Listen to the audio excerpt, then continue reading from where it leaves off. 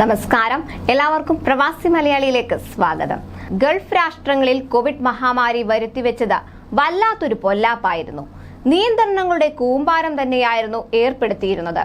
ഇതിൽ ആകെ പെടാപ്പാട് അനുഭവിച്ചത് പ്രവാസികളും.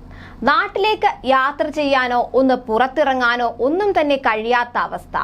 3 നേരവും ഭക്ഷണം കിട്ടാനില്ലാത്ത അവസ്ഥ വരെ ഉണ്ടായതായി കുവൈറ്റിൽ നിന്ന് ഒരു പ്രവാസി തന്റെ അനുഭവം പങ്കുവയ്ക്കുകയുമുണ്ടായി. ഇത്രയും മോശമായ അവസ്ഥയിൽ നിന്ന് ഇപ്പോൾ നിയന്ത്രണങ്ങളൊക്കെ ഏറെക്കുറെ എടുത്തുമാറ്റിയ ആശ്വാസത്തിലാണ് പ്രവാസികളെല്ലാം. മഹാമാരി മൂലം 2 വർഷമായി നാട്ടിലേക്ക് മടങ്ങാൻ കഴിയാതിരുന്ന വിഷമമെല്ലാം തീർക്കാൻ തന്നെയാണ് പ്രവാസികളുടെ പ്ലാൻ. അതിനാൽ പലരും കുടുംബങ്ങളെ ഒരു നോക്ക് നേരിൽ കാണാനായി ടിക്കറ്റ് എടുത്ത് കാത്തിരിക്കുകയാകാം. ചിലർ പോയ സന്തോഷം കൂടെയുള്ളവരുമായി പങ്കുവച്ചിട്ടുണ്ടാകാം. ഇത്തരത്തിൽ പ്രവാസികളെല്ലാം തന്നെ നാട്ടിലേക്ക് പായാനുള്ള തിടുക്കത്തിലാണ്.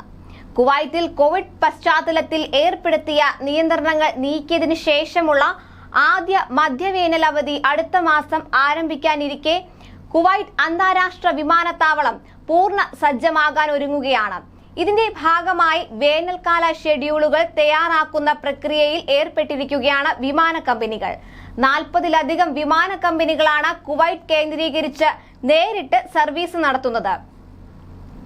ഈദ് ഉൽ ഫിത്വർ അവധിയും മധ്യവേനൽ അവധിയും അടുത്തടുത്താണ് വരുന്നത്. അതിനാൽ കൂടുതൽ ഷെഡ്യൂളുകളാണ് ഓരോ വിമാന കമ്പനികളും ഇത്തവണ ക്രമീകരിക്കുന്നതെന്നാണ് വിവരം. അതേസമയം വിമാനത്താവളത്തിലെ 2ാം ടെർമിനലിന്റെ നിർമ്മാണം പൂർത്തിയായി വരികയാണ്.